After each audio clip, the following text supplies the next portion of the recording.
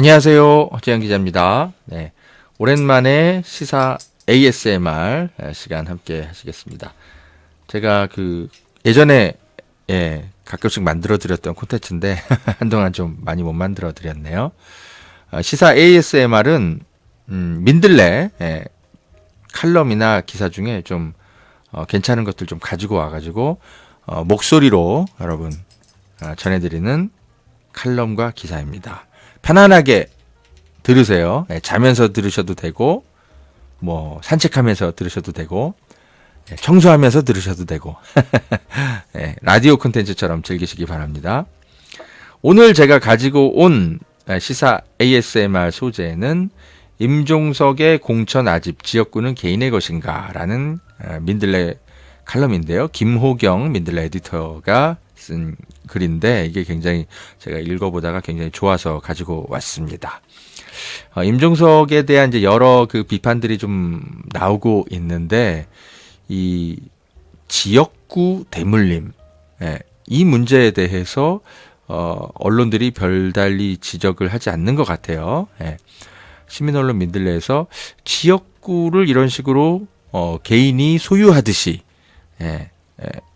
정치하는 것에 대해서 한 번쯤은 좀 비판하는 칼럼이 좀 필요했는데 임종석 문제를 또 이런 식으로 또 바라볼 수 있겠다 싶네요. 이 부분도 굉장히 중요한 지점인 것 같습니다. 민들레 에디터가 쓴 임종석의 지역구 개인 사유화 논란에 대해서 한번 제가 글을 읽어드리겠습니다.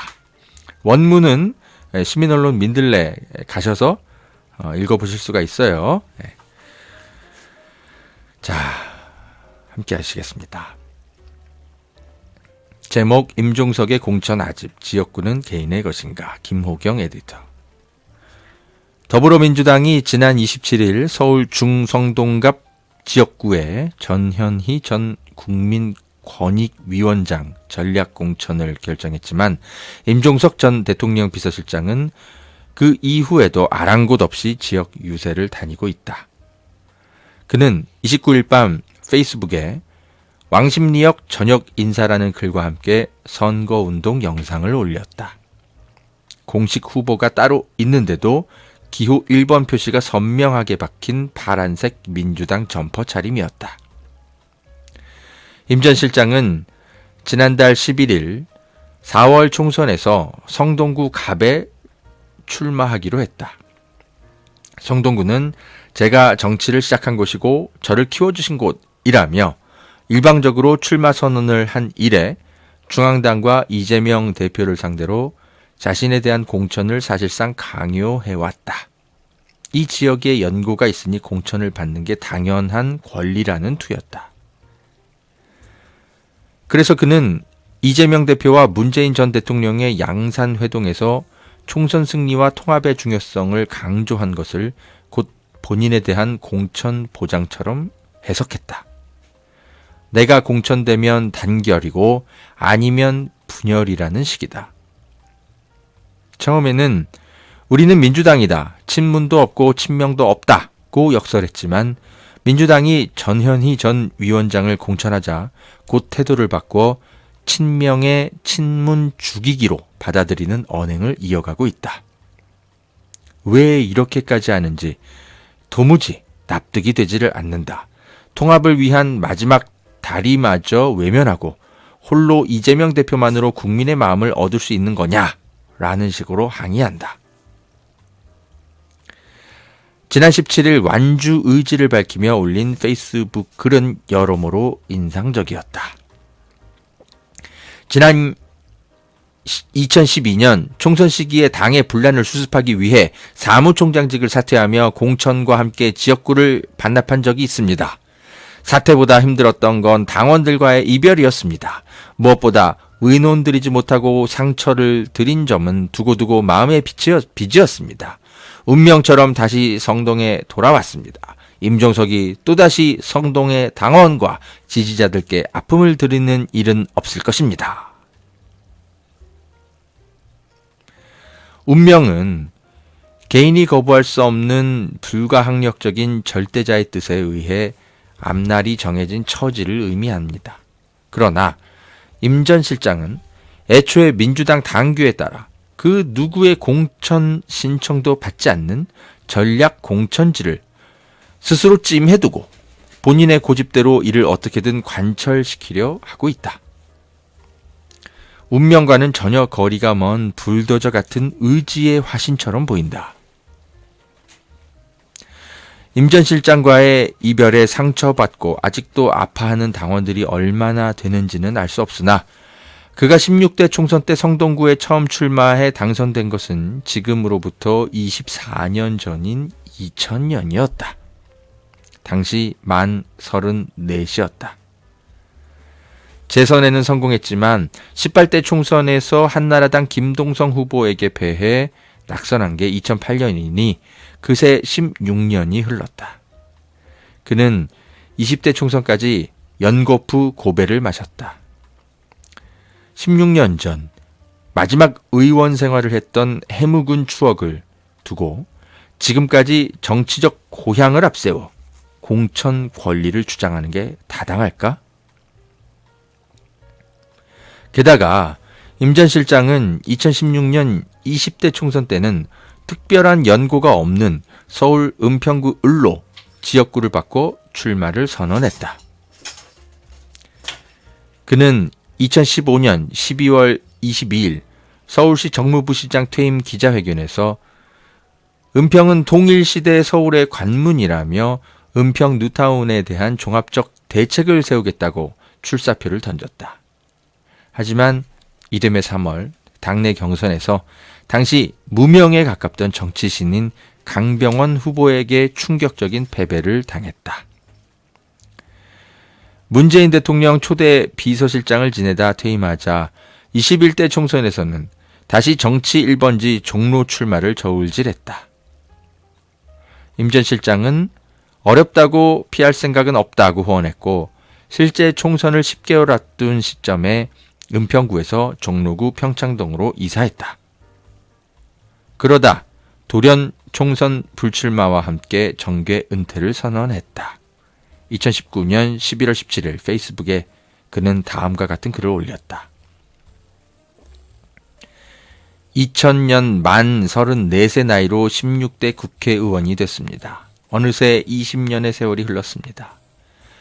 이제 처음 정치를 시작할 때 마음먹은 대로 제도권 정치를 떠나 원래 자리로 돌아가려 합니다. 앞으로의 시간은 다시 통일운동에 매진하고 싶습니다. 제겐 꿈이자 소명인 그 일을 이제는 민간의 영역에서 펼쳐보려 합니다. 서울과 평양을 잇는 많은 신뢰의 다리를 놓고 싶습니다. 그리고 제 인생의 가장 소중한 사람들과 더 많은 시간을 나누고 싶습니다. 50대 중반의 나이에 새로운 도전을 한다는 게 두렵기도 합니다. 잘한 결정인지 걱정도 됩니다. 하지만 두려움을 설렘으로 바꾸며 가장 하고 싶은 일을 향해 뛰어가겠습니다. 그로부터 또 5년이 흘렀다. 이렇게 지역구와 거주지를 거듭 옮겼음에도 운명을 강변하며 성동구 아니면 안 된다고 공천 받을 권리를 당연시하는 게 설득력이 있을까? 통일운동에 매진하겠다는 의사를 더할 나위 없이 확고하게 천명했음에도 꿈이자 소명이고 가장 하고 싶은 일이 도로 제도권 정치가 됐단 말인가? 임 전 실장이 만약 지금 당대표라면 16년 전에 의원이었던 50대 후반의 인사가 정계 은퇴 다짐까지 번복하며 특정 계파를 배경으로 전략 공천지를 달라고 하면 어떻게 하겠는가?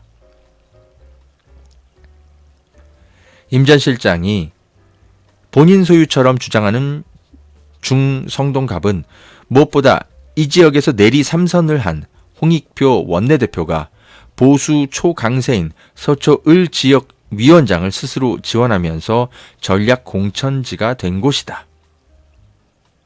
서초을은 1988년 13대 총선 때 지역구가 만들어진 이래 지금껏 민주당 계열 후보는 단 한 번도 당선되지 못했던 말 그대로 사지다. 홍 원내대표가 원내 사령탑 위치도 아니었던 시점에 민주당에게 우호적인 지역구를 제발로 떠나 험지 중 험지를 개척하려 한 이유는 한마디로 선당 후사였다. 홍익표 원내대표는 서초을 도전 이유를 이렇게 설명한 바 있다.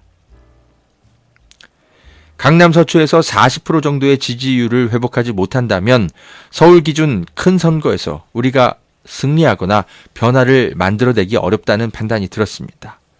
민주당이 큰 선거에서 연달아 3번째 국민의 선택을 받지 못했는데 서로 남탓만 하고 아무도 책임지는 사람이 없는 모양새로 비치는 것 같습니다.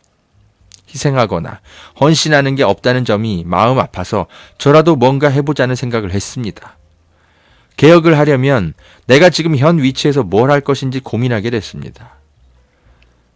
서초 주민들이 민주당이 이 지역을 포기하고 있는 것 같다는 인상을 많이 받고 있다고 합니다. 그런 게 아니고 한번 해보자, 이런 분위기도 만들고 싶습니다. 홍익표 원내대표의 결단은 여야를 막론하고 정치권을 깜짝 놀라게 했다. 민주당 지지층은 찬사를 보냈고 국민의힘은 텃밭이 흔들릴 수 있다며 긴장했다. 그런데 임종석 전 실장은 홍 원내대표와는 정반대로 익숙했던 옛 둥지로 회귀할 생각뿐이다. 안규백 전략공천관리위원장으로부터 송파갑 출마를 요청받았는데도 거부했다. 대통령 비서실장까지 역임해 누구보다 전국적 지명도가 높은 임 전 실장이 홍 원내대표처럼 외연 확장을 위해 대승적으로 헌신하는 모습을 보였다면 어땠을까? 서울 중성동갑이 더 중요하다면 애초에 홍 원내대표가 굳이 지역구를 옮길 필요도 없었을 것이다. 임 전 실장의 집착 탓에 홍 원내대표의 용단까지 빛이 바래진 형국이다. 강원도지사를 지낸 이광재 전 국회 사무총장은 종로로 출마하려다 포기하고 험지이기 때문에 제가 헌신해야겠다는 생각이 들었다며 전략공관위의 요청에 따라 경기 분당갑 출마로 돌렸다. 양승조 전 충남도지사 역시 전략공천관리위원회 요청을 수용해 당 승리의 기폭제가 되겠다면서 본래 지역구인 아산 대신 민주당 후보가 13대 국회 이후 한 번도 당선되지 못했던 홍성 예산 지역구로 옮겼다. 허태정 전 대전시장은 대전 유성을에 예비후보로 등록을 했지만 황정아 한국천문연구원 책임연구원이 전략공천되자 당의 혼란과 분열이 발생하는 일이 없게 하겠다며 불출마를 선언했다. 이들 광역단체장 출신 인사 모두 친문이지만 임 전 실장과는 상반된 선택을 했다. 전략공천지인 서울 중성동갑은 애초에 당에서 후보를 공모하지 않았기 때문에 임종석 실장이 컷오프가 된 것도 아니다. 전략공천위가 본연의 임무인 고도의 정무적 판단을 통해 전현희 전 위원장을 전략공천한 것은 국민의힘의 운동권 청산 프레임과 관련한 임 전 실장의 여러 취약점과 전체 판세에 끼칠 영향, 윤희숙 후보를 상대로 한 전현희 전 위원장의 강점 등을 다각도로 고려한 결과라고 보는 것이 합리적이다. 이재명 대표의 한 측근은 전현희 전 위원장을 전략 공천한 것은 이 대표의 감정적인 선택이 아니라 공천관리위에서 결정한 사안을 이 대표가 받아들인 것으로 봐야 한다면서 전략 공천이 결정된 지역은 임종석이든 추미애든 그 누구든 마음대로 찜할 수 있는 곳이 아니다라고 강조했다. 이어서 그런 시도를 한번 받아주기 시작하면 다른 전략 지역구에서도 예외를 인정하라고 난리가 날 것이라며 이 대표는 그런 예외를 용납하지 않는 것일 뿐이지 임종석 전 실장에게 감정적으로 대하는 건 아니다라고 전했다. 그럼에도 임 전 실장과 일부 친문 파벌은 이번 민주당 공천 결과 전반을 이재명 대표가 배후 조종한 것으로 믿어 의심치 않고 있다. 그러나 이 대표가 공천심사에 개입해 누구는 점수를 더 주고 누구는 찍어내라고 지시했다는 근거는 희박하다. 그렇게 멋대로 인위적으로 개입할 수 있는 구조도 아니다. 현재 국회의원 평가 시행 세칙과 공천심사 기준 등 게임의 룰은 이미 8년 전에 기본 틀이 만들어져 지금까지 시행되어 온 것인데 시스템 공천이라고 자랑해 오던 제도를 막연한 짐작만으로 인위적인 사천으로 규정하는 건 당인으로서 자기 부정이자 누워서 침뱉기가 될 수밖에 없다.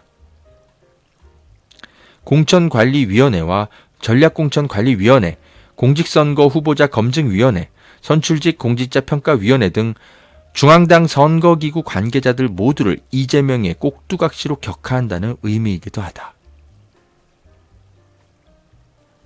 소위 비명 중에 공천된 사례가 허다하고 친명 중에 탈락한 이들도 수두룩하다.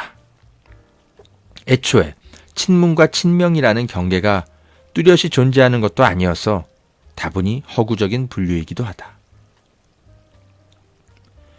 문재인 정부 법무장관 출신인 박범계 중앙당 선거관리위원장은 친문인가 친명인가? 노사모의 주축이던 정청래 수석 최고위원은 친문인가 친명인가? 문재인 정부에서 장관급 직위를 맡았다가 윤석열 정부 들어 갖은 탄압을 당했던 전현희 전 위원장은 또 어느 쪽인가? 그럼에도 일부 친문 인사들은 매우 배타적인 기득권 파벌 행세를 하고 있다. 임 전 실장 공천 문제가 자신들의 거친 언사를 더욱 정당화한다고 믿는 듯하다. 특히 그 자신이 당 지도부인 고민정 최고위원은 총선을 코앞에 두고 당의 혼란을 오히려 부채질하는 양상이다. 임 전 실장을 공천하지 않으면 안 되는 상황까지 왔다고 공개적으로 압박하고 지도부 회의에 불참하던 고민정 최고위원은 급기야 지난 27일 오후 국회에서 긴급 기자회견을 열어 최고위원직 사퇴를 선언했다. 그는 지금의 위기를 지도부가 책임을 갖고 치열한 논의를 해서라도 불신을 걷어내고 갈등 국면을 잠재워야 한다고 생각했다. 그러나 제게 돌아온 답은 차라리 최고위원회에서 물러나라는 답이었다며 이는 민주당 중진 의원의 공개적 답변이어서 무겁게 듣지 않을 수 없었다고 고민정 최고위원은 말했다. 누가 물러나라고 했다고 선출직 최고위원이 순순히 사퇴하는 것도 기이한 처신이지만 해당 중진 의원이 실제로 물러나라고 했는지도 의문이다. 고 최고위원의 단점과 달리 고민정 최고위원의 단정과 달리 정성호 의원이 같은 날 오전 SBS 라디오 김태현의 정치쇼에서 실제 했던 발언은 이러했다. 어쨌든 최종적으로는 합의제의 체제 안에서 다수결로 의견을 모아갈 수밖에 없는 것 아니겠습니까? 거기서 본인의 의견이 받아들여지지 않는다고 해서 당무를 거부한다고 하는 것은 최고위원으로서 바람직한 태도가 아니지요? 최고위원회는 어차피 합의기구인데 저는 그런 측면에서 조금 더 책임 있는 자세가 필요한 게 아닌가. 최고위원이 당무를 거부하려고 하면 그 전에 본인이 최고위원을 못하겠다고 하는 게 차라리 낫겠지요? 그것도 물론 지금 이 상황에서 바람직하지 않습니다. 고민정 최고가 최고위에 참여해서 보다 적극적으로 의견 제시하는 게 맞고 그게 또 책임 있는 최고위원의 자세라고 생각합니다. 진행자가 더민주혁신회의에서 고민정 최고위원에게 최고위원 사퇴하라 이렇게까지 얘기하던데 사퇴해야 할 사안이라고 보느냐고 질문했을 때도 정성호 의원은 고민정 최고가 본인의 의견을 강력하게 주장했는데 채택이 안 된 것에 대해서 불만을 표시할 수는 있다고 봅니다. 그러나 당무를 거부하는 게 바람직하지 않다는 측면이 있습니다. 그렇다고 자기 의사표시인데 그걸 가지고 당 최고위원 물러나라 하는 것도 과한 주장입니다. 라고 답했다. 이처럼 정성호 의원은 고민정 최고위원에게 사퇴를 적극 촉구한 게 아니라 당무를 거부하지 말고 지도부로서 책임감 있게 일해달라는 대목에 방점을 두고 발언을 한 것이다. 더민주혁신회의 측이 직무유기를 비판하며 사퇴를 요구한 데 대해서도 과한 주장이라고 일축했다. 하지만 고민정 최고위원은 정치라는 것은 자기가 한 말에 책임을 지는 것이라며 자신의 섣부른 말에 스스로를 묶는 협소한 책임론으로 당무 복귀를 거부하면서 더 큰 책임을 방기하고 있다. 이 밖에 친문이라고 불리는 홍영표, 윤영찬, 송갑석, 최재성, 이철희 전 청와대 정무수석 등이 공천과 관련해 쏟아내는 견강부회로 점철된 주장들은 이런 게 바로 친문 패권주의라고 집단으로 과시하는 것 같다. 문재인 전 대통령을 여전히 지지하는 시민들까지 고개를 젓게 만든다. 임종석 실장도 임종석을 공천하지 않으면 가만히 있지 않겠다며 이런 이들이 패거리를 지어 역성을 드는 걸 민주당 지지층 다수의 목소리로 착각하는 듯하다. 이준석 신당과 합당쇼를 연출했다가 11일 만에 결별했던 이낙연 새로운 미래 공동대표가 이들 친문의 민주당 탈당 및 새로운 미래 합류에 잔뜩 기대를 걸며 다다 익선이다. 많을수록 좋은 것이라고 한 건 실소를 자아내게 한다. 86세대의 한 상징이었던 임종석 전 실장이 이낙연 대표처럼 볼품없이 추락한다면 많은 이가 재미있어 하기보단 비애를 느낄 것이다. 임 전 실장이 과거 정청래 수석 최고위원과 김민석 총선 상황실장이 공천에서 탈락했을 때 그랬듯이 오히려 지원 유세단을 꾸려 진정한 당의 통합과 윤석열 정권 심판을 견인해 준다면 극적인 반전이 되겠지만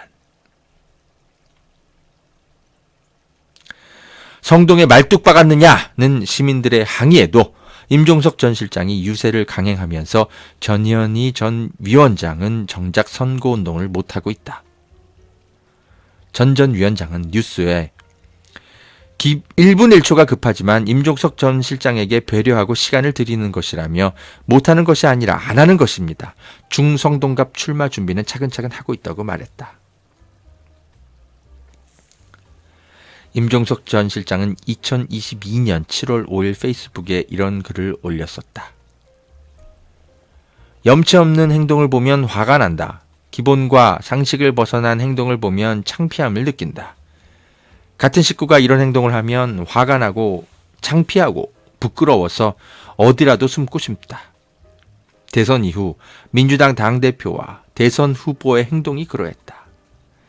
그래서 투표를 하지 않고 뉴스를 보지 않고 정치 얘기만 나오면 화부터 나는 거다. 그런데도 정작 본인들은 자신들의 아픔을 돌보느라 반성도 성찰도 없다. 이재명의 민주당은 광주의 질문에 대한 답이 될 수 없다. 민주당의 이재명으로 돌아오기를 바란다. 임종석 전 실장은 이때 썼던 글의 비판 대상을 본인으로 바꿔보면 어떨까? 많은 촛불 시민이 현재 임 전 실장을 보며 화가 나고 창피함을 느낀다. 윤석열 검사에게 모두가 속았다면서 반성도 성찰도 없는 모습은 더욱 염치 없게 보인다. 임종석의 민주당이 아니라 민주당의 임종석으로 돌아오기를 바란다. 그렇게 자기 객관화가 필요한 시점이다. 자, 여기까지가 김호경 에디터의 글이었습니다. 글 원문은 시민언론 민들레 사이트 들어가시면 보실 수가 있습니다. 칼럼을 읽어드리면서 참 많은 생각이 드네요. 제가 라이브 방송에서도 많이 말씀드렸지만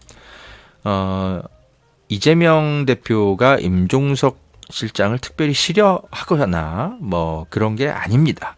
제가 이재명 대표 측근들을 몇 개월간 쭉 만나와서 임종석 전 비서실장, 노영민 전 비서실장 두 명을 반드시 제가 거론하면서 각자의 평가를 좀 들어봤습니다. 이재명 대표의 측근들은 노영민에 대해서는 굉장히 혹독하게 비판하고 정치를 해서는 안 될 사람이다라는 표현까지 써가면서 날선 설명을 좀 했다면 임종석 전 비서실장에 대해서는 상대적으로 좀 우호적인 이야기들을 저한테 많이 했었어요. 그래서 이재명 대표가 임종석 전 비서실장에게 특별한 감정을 갖고 있거나 그러진 않을 거라고 저는 확신합니다.